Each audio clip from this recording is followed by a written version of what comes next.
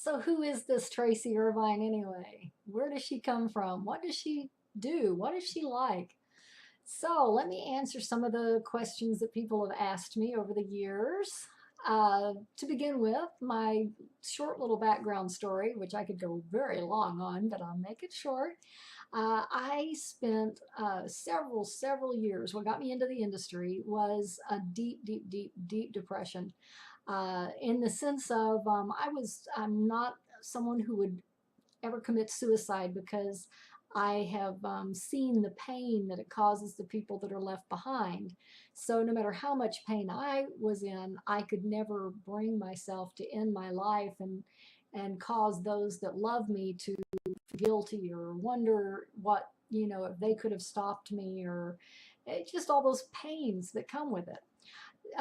Keeping that in mind, I wasn't beyond waking up every day and talking to God about, hey, it's raining today. Today'd be a really good day to, go off the road or something.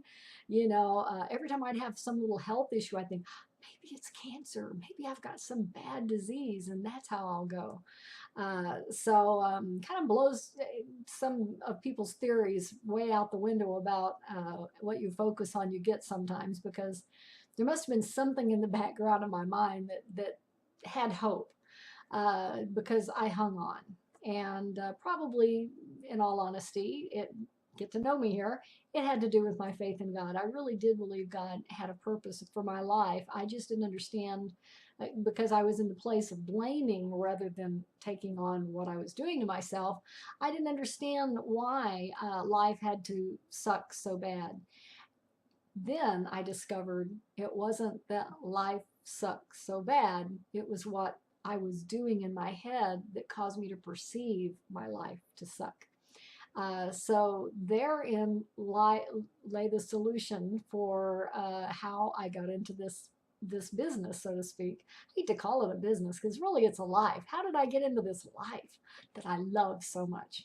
Then learning how it's really our subconscious programs that are driving all of our activities, the things that we automatically respond to, get mad at people or get angry or get frustrated or get depressed, and all of those things have to do with the subconscious programming that runs in the background due to previous experiences and things that we've heard and seen, and even things that we've done that we sometimes hold against ourselves, things like that.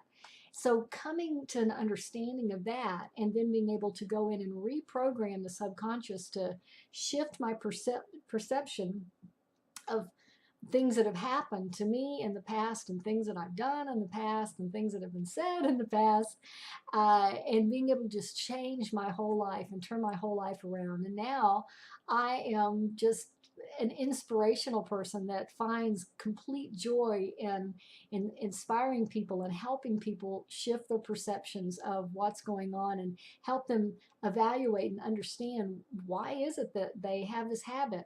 Why is it that they feel so stuck, and like life, they're just on this horrible unhappy merry-go-round that they can't get off of, and why they can't lose weight. They, no matter what they do, how little they eat, no matter what supplements they take, and they spend hundreds and thousands of dollars a year on trying to lose weight, and yet they gain weight.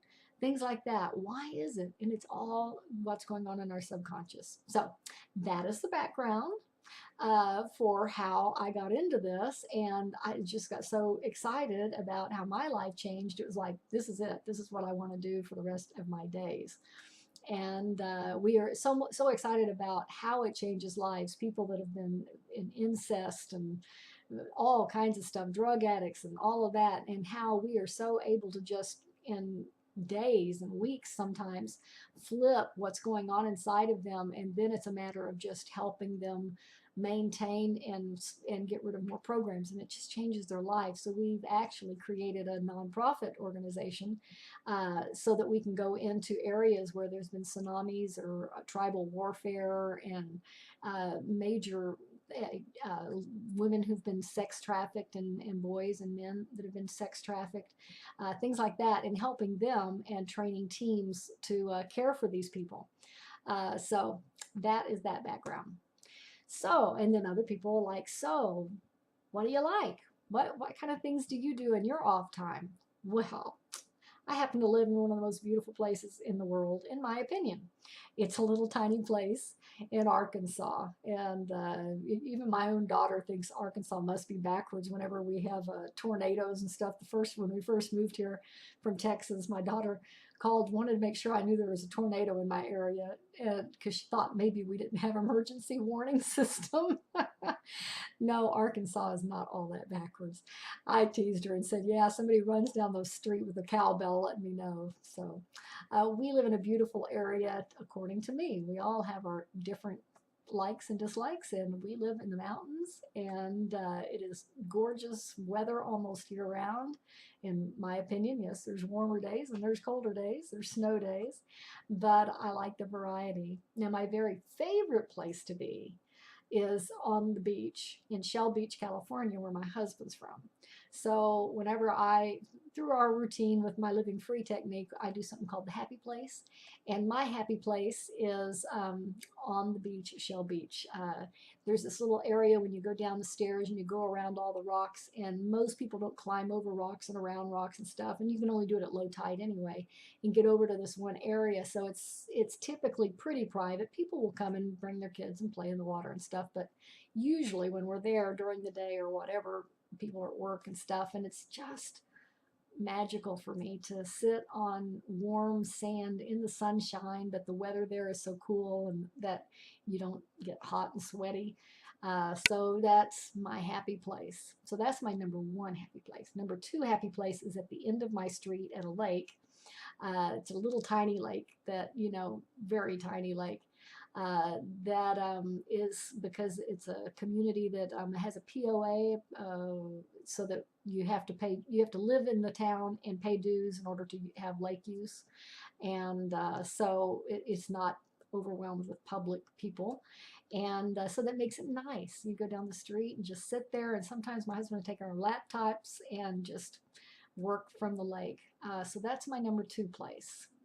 And part of the fun of going down there, besides the gorgeousness and all the birds and fauna and flora, is our cute little silky terrier that we take with us.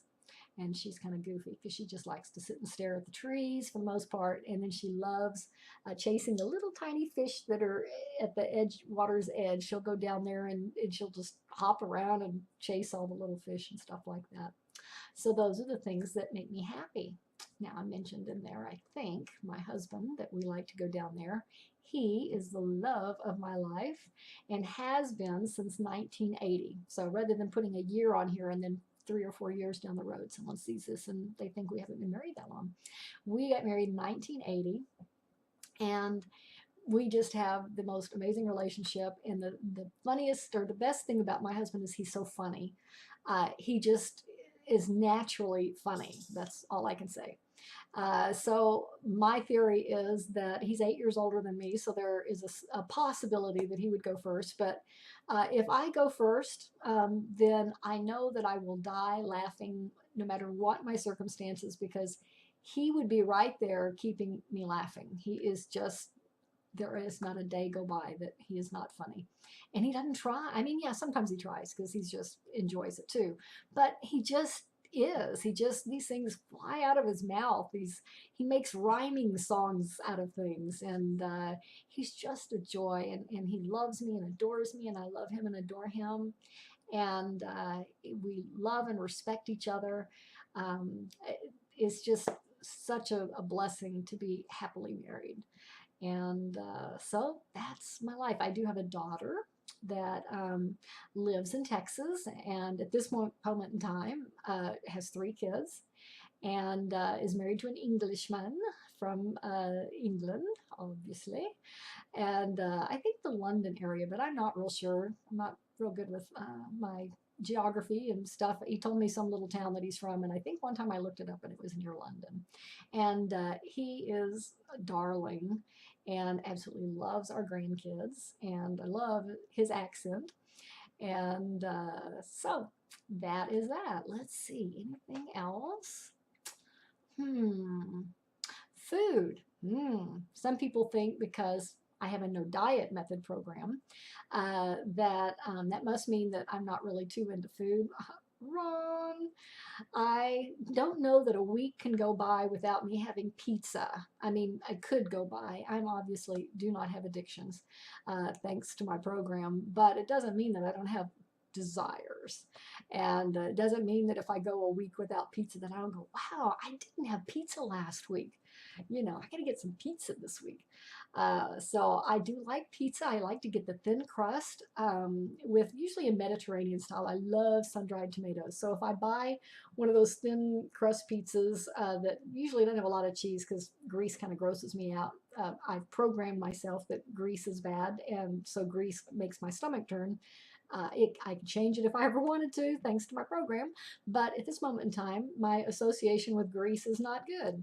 So I usually get kind of a healthy-ish thin crust pizza, and then I buy from, I think it's nuts.com or something like that, nutsonline.com, something that's got, they've got all these cute little peanut characters and stuff like that. And I buy their sun-dried tomatoes in bulk, and I keep them in my cabinet. No matter what pizza I make, I always add sun-dried tomatoes to it because that is the cat's meow for me. And like flaky desserts, I don't have them every day because, again, my alignment with my subconscious to my conscious is that that wouldn't be good for me.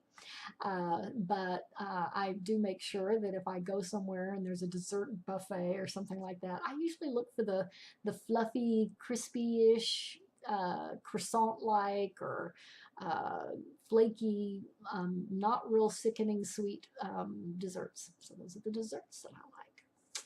Trying to think if there's anything else. Well, at this moment in time, this is the end of my about me. But I did want, I thought, I could type all this out, but you just don't get the personality in in reading text. And so I wanted you to see how I wiggle my head, I do silly things, I make silly faces. Sometimes that drives some people crazy. Like, why do you make that face? It's just me. So, but yes, I really am happy like this 99.9% of the time. I have learned, and I can teach you too, if you sign up for one of my programs, I have learned that just how to love life and how to change my perceptions about people and things and the events in my past and even new things that come up that are challenging, because the thing you learn in life is that there is never going to be a life that is free of challenges. We can call them problems, but then it seems like it's something to bring you down. Oh, it's a problem. But when we call them challenges and we try to, I have something called a gratitude flip. That I do the gratitude flip. I look at the problem and I go, so what good can come from this? What is a good part of this? If I wake up and we live in the mountains, as I said, and so when it's icy, it means like sometimes I can't even go out and walk the dog. I have to go downstairs and go out the back door and stay under the eaves of the house so I don't fall and break something, So I could get up and go, oh man, it's so icy and so bad outside. It's sleeting right now, so I can't even take the dog for a walk. That could be a problem, right? But I can go down and just go, oh, but isn't this such beautiful weather? If we didn't have contrast, I wouldn't love spring, right? I wouldn't love fall. And I start telling myself, not in a fake way, I can literally get myself excited about the beauty of how everything's turned white and how fun that I'm going downstairs and hanging out under the thing and not getting sleet on me because we have an overhang and we have a covered porch and things like that. And I just start finding ways and reasons to be grateful, and the fact that I have a house to go back into and firewood to keep our house warm. And I mean, I could sit here for hours telling you all the stuff I'm thankful for. So yes, that is the other question. Some people say, is this just fake? Is there something you do whenever you're on your little videos or when they meet me in public or whatever? It seems like you're always happy. Is that true? And it's like, well, no, I have my days. I fully experience my and then because I don't believe in avoiding my thoughts and my feelings. So I fully feel them, I fully recognize them, and then I just move on. And I can teach you how to do that too. So I think that's it about me. I hope you enjoyed it. Bye-bye.